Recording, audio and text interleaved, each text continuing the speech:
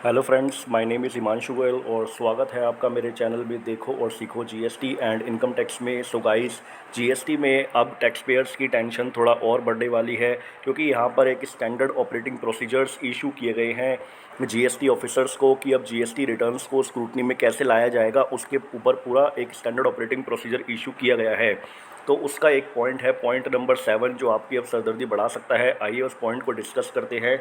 इसमें बोला है पॉइंट नंबर 7 में, claim of ITC in respect of supplies from taxpayers whose registrations have been cancelled retrospectively. तो यहाँ पर आईटीसी के रिगार्डिंग कुछ बात कर रहे हैं उन टैक्स पेयर्स के लिए जो जिनका जीएसटी रजिस्ट्रेशन बैक डेट से कैंसिल हो चुका है। तो इसमें बोला है, in case of retrospective cancellation of registration of a supplier, the recipient is not entitled to claim ITC in respect of invoices or debit note issued after the effective date of cancellation of registration। तो यहाँ पर बोला है कि अगर किसी supplier का कोई जो जीएसटी रजिस्ट्रेशन है वो रेट्रोस्पेक्टिव कैंसिलेशन हो जाता है, मतलब बैक डेट से कैंसिलेशन हो जाता है, तो जो भी रिसिपिएंट है जिसने आईटीसी क्लेम करा है वो आईटीसी का बेनिफिट नहीं ले पाएगा इन रिस्पेक्ट ऑफ इन्वॉइसेस। जो भी इन्वॉइसेस या डेबिट नोट उसको इशू किए गए हैं after the effective date of cancellation of registration, मतलब जिस दिन जीएसटी रजिस्ट्रेशन कैंसिल हुआ है उसके बाद अगर कोई भी इन्वॉइसेस इशू किए गए हैं तो वो अब जो सामने वाली पार्टी होगी वो आईटीसी क्लेम नहीं कर सकती है। तो इसको आइए एक एग्जाम्पल के थ्रू समझते हैं। जैसे कि यहाँ पर देख सकते हैं, मैंने एग्जाम्पल बनाया है। यहाँ पर बोला है कि मान लीजिए दो कंपनी है, एक ए प्राइवेट लिमिटेड है और एक बी प्राइवेट लिमिटेड है। ए प्राइवेट लिमिटेड जो है उसने एक इनवॉइस इशू करा है, उसने एक सेल करी है। यहाँ पर उसने जीएसटी रजिस्ट्रेशन मान लीजिए लिया है 1 अप्रैल 2021 से, और उसने एक इनवॉइस इशू करा है 15 अप्रैल 2021 को। ये इनवॉइस इशू करा है बी प्राइवेट लिमिटेड को। तो बी प्राइवेट लिमिटेड के लिए परचेज हो गई। अब उसने क्या करा, बी प्राइवेट लिमिटेड ने उसका आईटीसी क्लेम करा जो भी इनवॉइस इशू करा था ए प्राइवेट लिमिटेड ने, और अप्रैल 2021 की जो जीएसटीआर 3B फाइल करी उसमें इनपुट क्लेम कर लिया। अब यहाँ पर जो पॉइंट नंबर 7 में दो केसेस बनते हैं। मान लीजिए केस नंबर 1 में कि जो ए प्राइवेट लिमिटेड है उसका जीएसटी रजिस्ट्रेशन कैंसिल्ड हो गया है विद इफ़ेक्ट फ्रॉम 1 अप्रैल 2021। तो 1 अप्रैल 2021 से मान लीजिए उसको एक नोटिस इशू हुआ और उसमें उसका जीएसटी रजिस्ट्रेशन बैक डेट से कैंसिल हो गया ए प्राइवेट लिमिटेड का 1 अप्रैल 2021 से।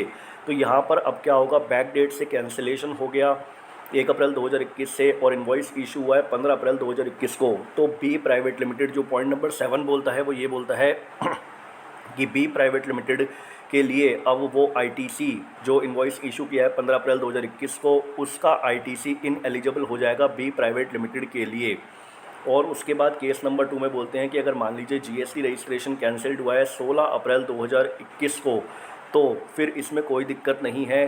अब इनवॉइस इशू होने के बाद अगर जीएसटी रजिस्ट्रेशन कैंसिल हुआ है तो वो आईटीसी जो बी प्राइवेट लिमिटेड ने क्लेम करा है वो इनएलिजिबल नहीं होगा, लेकिन डिपार्टमेंट्स को कुछ क्लैरिफिकेशंस देनी पड़ सकती है।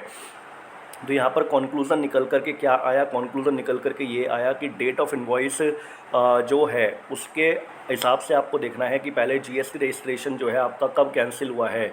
अगर आपका जीएसटी रजिस्ट्रेशन बैक डेट से कैंसिल हुआ है और वो इनवॉइस डेट के पहले कैंसिल हो गया है, मतलब जिस दिन इनवॉइस इशू कराया उससे पहले कैंसिल हुआ है, तो फिर जो सामने वाली पार्टी इनपुट क्लेम कर रही है वो उसके लिए इनएलिजिबल हो जाएगा। अगर जीएसटी रजिस्ट्रेशन कैंसिल्ड होता है इनवॉइस डेट के बाद, मतलब जिस दिन इनवॉइस इशू करा है जिस डेट पर, उसके बाद उसका जीएसटी रजिस्ट्रेशन कैंसिल्ड होता है तो फिर आईटीसी इनएलिजिबल नहीं होगा, लेकिन कुछ क्लैरिफिकेशंस देनी पड़ सकती हैं।